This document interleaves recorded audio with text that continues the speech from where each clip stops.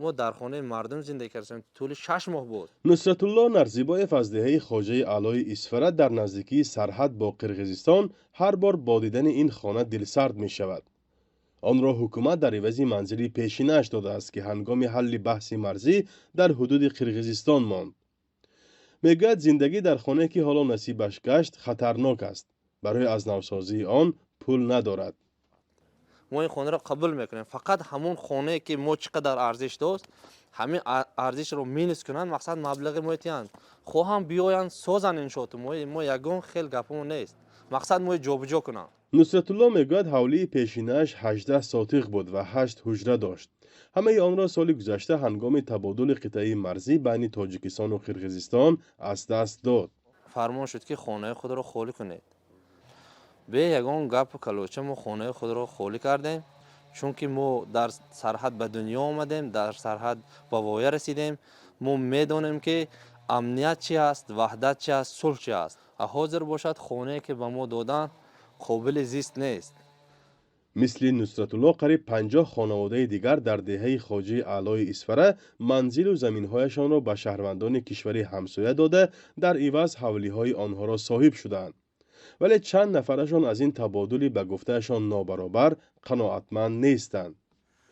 خونه ما کرپیچ کتی بود یا دیداتی قلوخ کتی من با بین دونشم وینر غلطی دیگی و اینجا من چه زندگی اونو میکنم.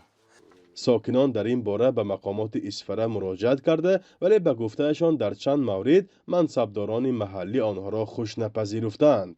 تا حفظا می نویسن، تا درخت می نویسن، همه جا نویسته گفتن که خدا تو میکره میتیم، همین خانه خدا تو میکره میتیم گفتن. من اول آوردشون نگاش همین 5 ماه 6 ماه شیشتم یگان تکلان اومده شما چقدر گجان زندگی کردید گفتن نپرسیدن نقلا.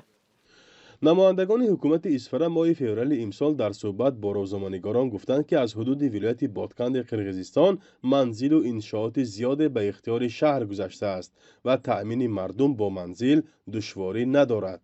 اکنون هیچ وقت خانه‌ای که ما به قرقیزستان گذشت من باوری دارم که همین بحث در خودی مردمی قرقیزستان هستند که خانه ما از این بهتر بود گفته.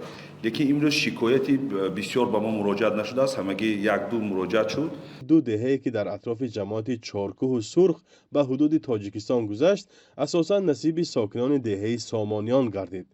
این دهه ها در مناقشه های سالهای 2021 و 2022 زیان جدی دیده از جانب قرقیزستان از نوسازی گردیده است. ما میندار حاضر با جای بهتری هوای تازه شکر خدا من اوبش بملور. مرز تاجیکستان و قرقیزستان 1000 کیلومتر است و تا سال گذشته بسیاری از قطعه ها بحثی به حساب می رفتند.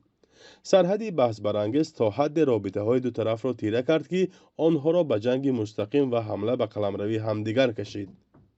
مناقشه ها در مرز در سالهای 2021-2022 سبب ویرانی زیاد و مرگ ده ها نفر از تاجیکستان و قرقیزستان شد.